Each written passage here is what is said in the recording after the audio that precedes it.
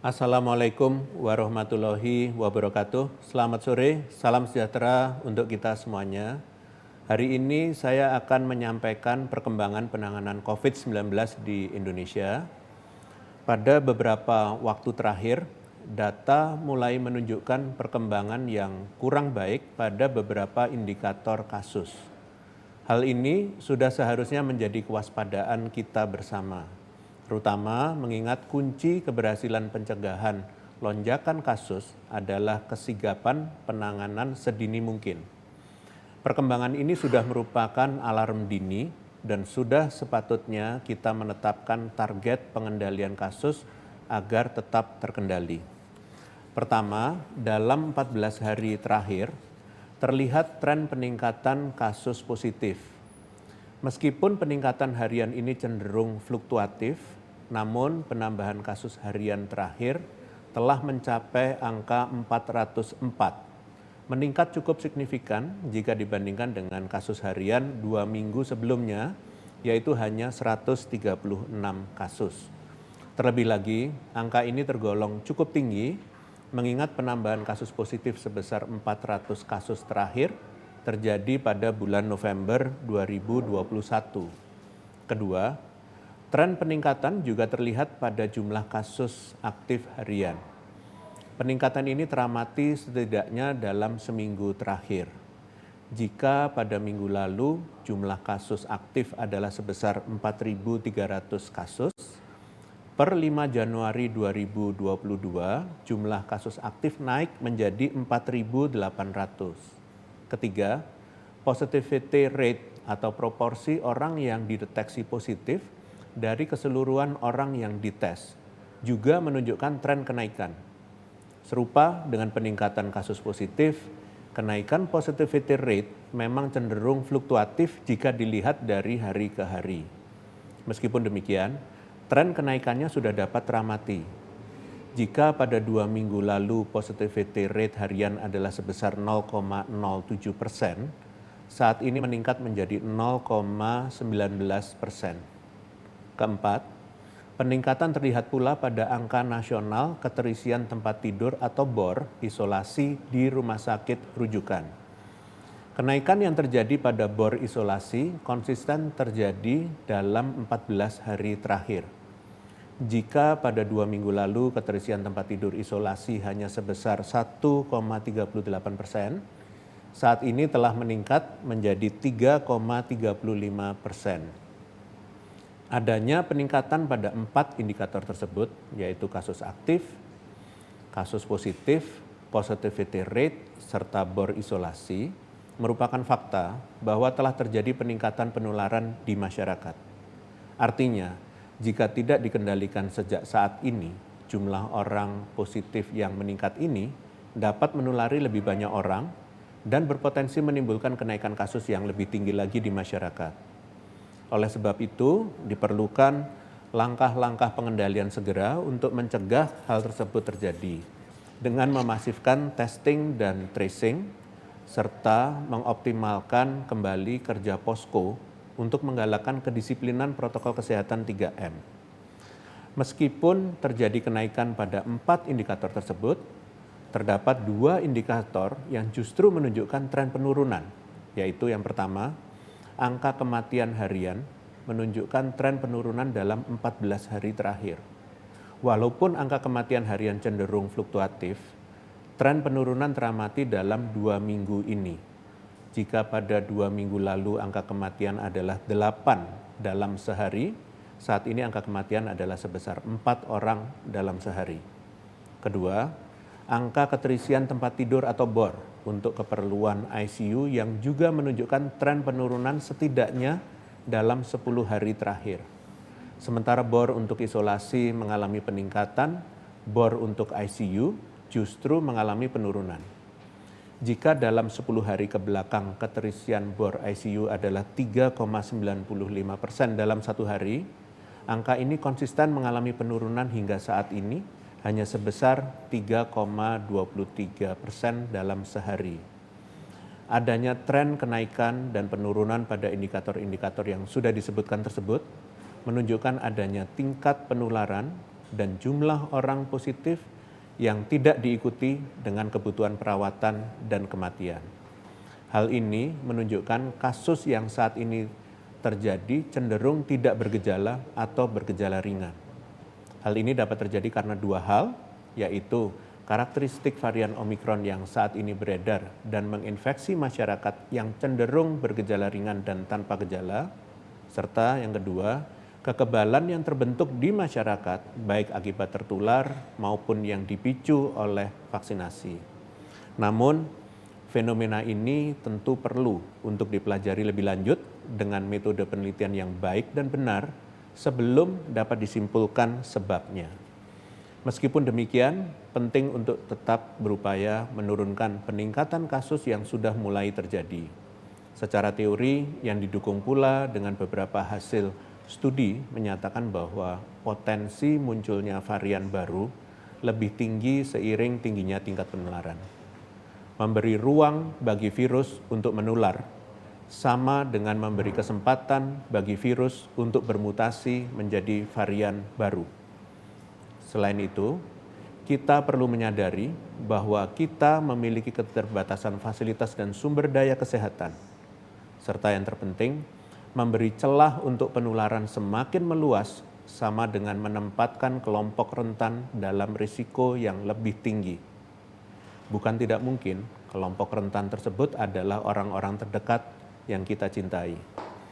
Apabila dilihat pada tingkat provinsi, nyatanya sudah ada beberapa provinsi yang menunjukkan perkembangan yang kurang baik dari sisi penambahan kasus aktif dalam 4 minggu terakhir, yaitu sebagai berikut: DKI Jakarta dan Kepulauan Riau mengalami kenaikan kasus aktif dalam 4 minggu berturut-turut. Kalimantan Selatan mengalami kenaikan kasus aktif dalam 3 minggu berturut-turut. Aceh, Sumatera Utara, Banten, Bali, Nusa Tenggara Barat, Kalimantan Tengah, Sulawesi Tenggara, serta Papua mengalami kenaikan dalam 2 minggu terakhir. Perlu diperhatikan bahwa pada beberapa daerah, data kenaikan kasus banyak dikontribusikan oleh pencatatan kasus dari pelaku perjalanan luar negeri yang masuk ke Indonesia. Dalam hal ini, pemerintah pusat melalui berbagai kementerian dan lembaga juga terus mengupayakan seluruh tahapan pelaksanaan karantina bagi pelaku perjalanan luar negeri dilaksanakan dengan baik untuk mencegah penularan lokal dari orang positif, apalagi yang terinfeksi varian Omikron. Tentunya hal ini hanya dapat berhasil dengan peran serta masyarakat yang patuh menjalankan aturan karantina yang sudah ditetapkan. Penting pula untuk setiap daerah untuk mencegah agar importasi kasus ini tidak lolos ke masyarakat, serta melakukan langkah pengendalian apabila terjadi indikasi transmisi komunitas sedini mungkin. Kedisiplinan protokol kesehatan di tempat umum dan bagi pelaku perjalanan juga perlu untuk selalu diawasi dan ditegakkan untuk mencegah semakin meluasnya penularan. Terlebih pula, seperti yang kita ketahui, biasanya kenaikan kasus mulai terlihat 2 minggu setelah periode libur panjang, di mana masyarakat banyak melakukan kegiatan yang memicu penularan. Untuk itu, mohon antisipasi kepada seluruh pemerintah daerah terhadap kemungkinan kenaikan kasus pada beberapa minggu ke depan sebagai dampak dari periode Natal dan Tahun Baru. Selanjutnya, saya akan menjelaskan terkait kebijakan mobilitas luar negeri terkini. Berdasarkan keputusan Presiden nomor 24 tahun 2021 tentang penetapan status faktual pandemi coronavirus disease 2019 atau COVID-19 di Indonesia, Presiden menyatakan bahwa pandemi coronavirus disease 2019 atau COVID-19 yang merupakan global pandemic sesuai dengan pernyataan World Health Organization secara faktual masih terjadi dan belum berakhir di Indonesia. Untuk saat ini, kita perlu tetap beraktivitas menyesuaikan dengan kondisi kasus COVID-19 demi keamanan dan keselamatan masyarakat Indonesia. Salah satunya yang terus dipantau dan dievaluasi adalah peraturan pelaku perjalanan luar negeri yang secara alamiah membuka peluang importasi kasus dengan catatan jika tidak dikendalikan dengan baik. Oleh karena itu, kebijakan mobilitas selalu ditinjau dan terkini pemerintah mengeluarkan surat edaran Satgas nomor 1 tahun 2022 tentang protokol kesehatan perjalanan luar negeri dan surat keputusan Ketua Satgas nomor 2 tahun 2022 tentang pintu masuk atau entry point, kemudian tempat karantina dan kewajiban RT-PCR bagi WNI pelaku perjalanan luar negeri. Pada prinsipnya, penyesuaian penting yang diatur dalam kebijakan terbaru tersebut diantaranya, pertama, menambah Prancis dalam deretan negara asal kedatangan WNA yang tidak boleh memasuki Indonesia untuk sementara waktu akibat kasus Omikron yang cukup tinggi, di mana per 5 Januari jumlah kasus yang terdeteksi telah mencapai 2.838 kasus varian Omikron. Yang kedua, menyesuaikan waktu karantina dari 14 hari menjadi 10 hari bagi pelaku perjalanan yang setidaknya 14 hari terakhir berada pada negara dengan transmisi komunitas akibat varian Omikron dan negara-negara di sekitarnya, serta jumlah kasus bervarian Omikron yang telah mencapai angka lebih dari 10.000 kasus. Sedangkan kewajiban karantina 10 hari disesuaikan menjadi 7 hari bagi negara asal kedatangan di luar kategori yang disebutkan sebelumnya. Ketiga, menyesuaikan waktu tes ulang PCR kedua yaitu pada hari ke-9 bagi pelaku perjalanan dengan kewajiban karantina 10 hari dan tes ulang pada hari ke-6 bagi pelaku perjalanan dengan kewajiban karantina 7 hari. Berdasarkan 3 studi ilmiah dari Russell dan kawan-kawan tahun 2021, Ashcroft dan kawan-kawan tahun 2021, dan Wells dan kawan-kawan tahun 2020, bahwa karantina selama 7 hari yang dibarengi dengan entry dan exit test sudah cukup baik mengurangi potensi transmisi lokal hingga di bawah 25%. Keempat, melakukan pengubahan teknis hak mengajukan tes pembanding RT-PCR bagi pelaku perjalanan setelah tes ulang kedua RT-PCR melalui pembiayaan mandiri. Nantinya, pelaku perjalanan wajib melakukan tes pembanding dan pemeriksaan pembanding dengan metode deteksi molekuler yang mampu melihat kegagalan deteksi gen S atau SGTF yang umumnya merupakan indikasi kasus SARS-CoV-2 varian B11529 secara bersamaan demi men-screening kasus Omikron dengan baik. Selain itu, lokasi lab pembanding dapat dilakukan di tempat tambahan yaitu Balitbangkes dan laboratorium pemerintah lainnya seperti BTKL, Labkesda, dan lab rujukan lainnya demi meningkatkan aksesabilitas melaksanakan tes pembanding bagi tiap pelaku perjalanan. Yang kelima, berdasarkan arahan Presiden pada rapat terbatas di tanggal 3 Januari 2022, maka dilakukan pembatasan pemberian dispensasi untuk menjalani karantina.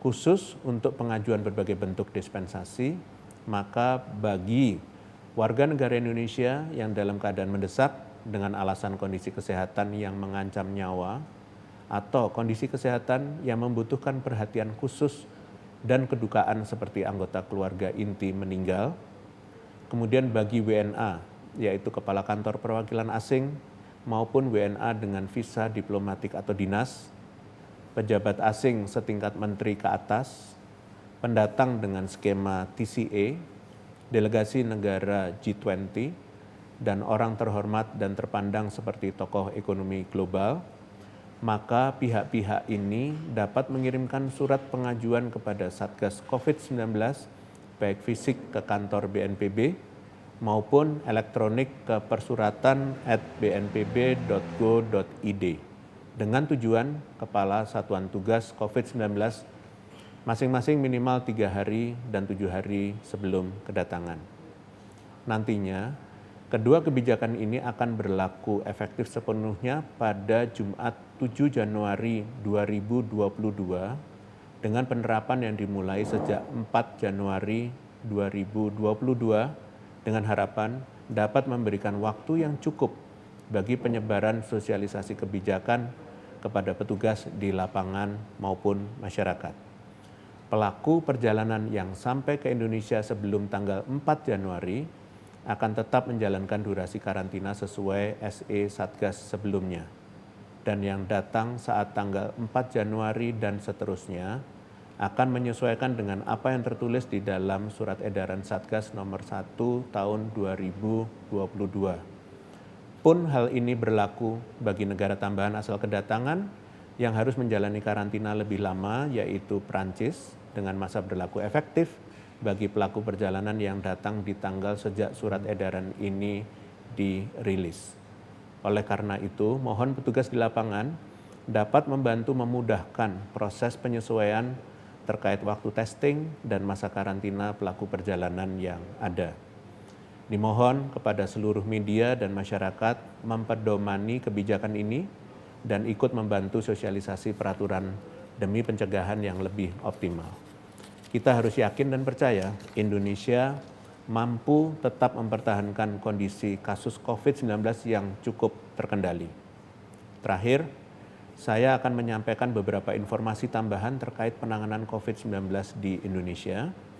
Hari ini, tanggal 6 Januari 2022, Polri melakukan launching aplikasi monitoring karantina presisi di Terminal 3 keberangkatan Bandara Soekarno-Hatta. Aplikasi ini merupakan bentuk kolaborasi lintas sektor untuk memastikan karantina dijalankan secara disiplin dan tidak ada transmisi lokal khususnya terkait varian Omikron melalui upaya penyatuan data menjadi satu sistem sebagai visi bersama satu data nasional. Terkait dengan perjalanan luar negeri, Kementerian Perhubungan memprediksi kedatangan ke Indonesia akan mulai meningkat signifikan per tanggal 5 Januari hingga beberapa minggu ke depan, setidaknya sampai minggu ketiga bulan Januari.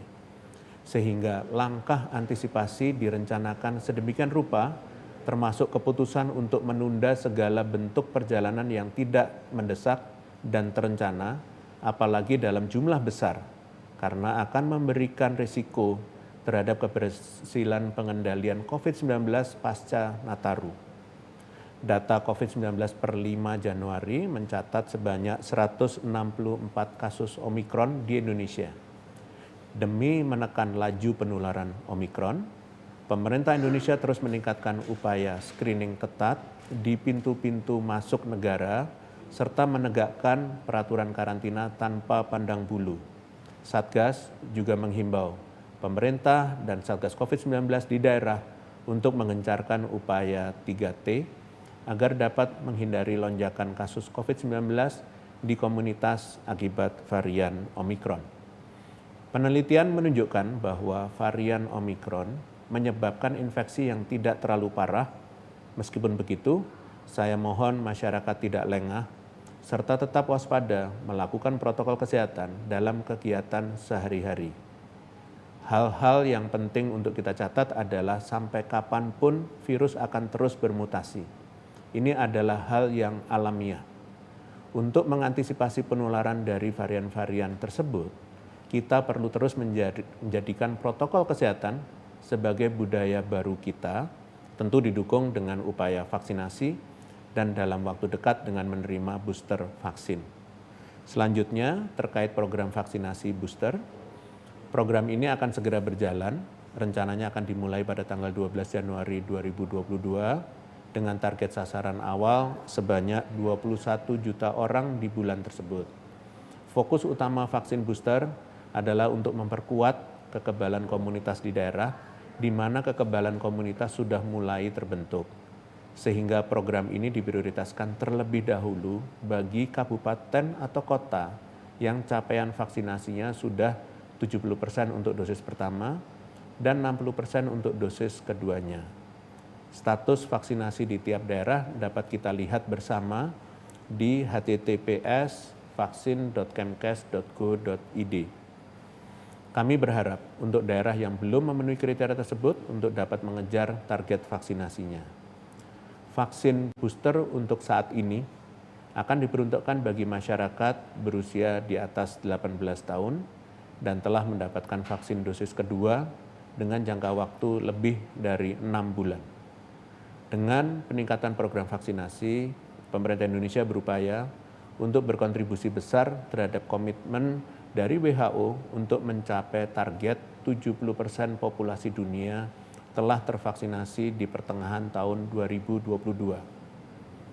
Informasi terakhir yang saya ingin sampaikan bahwa menurut WHO, analisis data awal terkait penularan virus varian Omikron seperti di Inggris dan Afrika Selatan, serta hasil uji dari para produsen vaksin, menunjukkan bahwa meskipun tubuh telah memiliki kekebalan atau imunitas terhadap COVID-19 dari vaksinasi ataupun infeksi yang diderita sebelumnya, tetap terdapat kemungkinan untuk varian Omikron dapat lolos dari imunitas tubuh tersebut. Beberapa studi yang lain menyatakan bahwa antibodi spesifik yang terbentuk berkurang kemampuannya dalam melindungi terhadap Omikron. Namun, jenis kekebalan lain masih mampu melindungi. Untuk itu, mari kita terus menjaga kebugaran tubuh kita yang diiringi dengan pengadaan studi-studi ilmiah yang dapat menguatkan pengendalian COVID-19 di Indonesia. Demikian konferensi pers pada sore hari ini. Saya lanjutkan dengan sesi tanya-jawab media. Terima kasih. Pertanyaan pertama, Gi Era ID, fitriliputan6.com dan Yulia CNN. Terkait pernyataan bolehnya pegawai pemerintah untuk melakukan karantina di luar lokasi yang disediakan, yaitu hotel karantina terpusat sebagai alternatifnya, apakah pegawai pemerintah ini termasuk pejabat setingkat eselon 1 termasuk pejabat negara seperti DPR? Terima kasih pada era.id, liputan6.com, dan CNN. Semenjak surat edaran Satgas nomor 1 tahun 2022 berlaku, tidak diberlakukan lagi dispensasi pelaksanaan karantina mandiri bagi seluruh pejabat yang dimaksud. Terima kasih. Pertanyaan kedua, Wilsa berita1.com. Untuk sumber penularan transmisi lokal varian Omikron, apakah sudah ditemukan? Apabila belum, sudah sejauh mana proses testing dan tracing dilakukan? Untuk kondisi pasien yang sedang diisolasi, bagaimana perkembangannya? Apakah sudah ada yang sembuh? Jika iya, bagaimana penanganan mereka selanjutnya? Terima kasih pada berita1.com. Sejauh ini kasus positif dengan transmisi lokal diketahui melakukan aktivitas di luar rumah dengan riwayat mobilitas antar provinsi. Upaya testing dan tracing sudah dilakukan, termasuk perawatan jika diperlukan.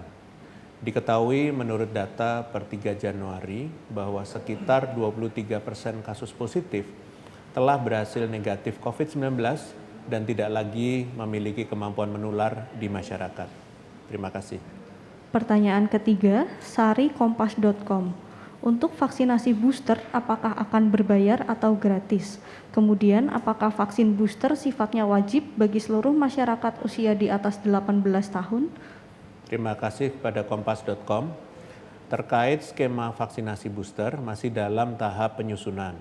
Pada prinsipnya, pemerintah berupaya menjamin aksesabilitas vaksinasi bagi seluruh elemen masyarakat, agar seluruhnya memiliki proteksi lebih terhadap penularan COVID-19. Untuk itu, mohon kepada target vaksinasi booster nantinya dapat memanfaatkan kesempatan ini dengan baik demi kesehatan diri sendiri dan masyarakat. Terima kasih, dengan demikian konferensi pers berakhir. Terima kasih atas perhatiannya, selamat sore. Wassalamualaikum warahmatullahi wabarakatuh.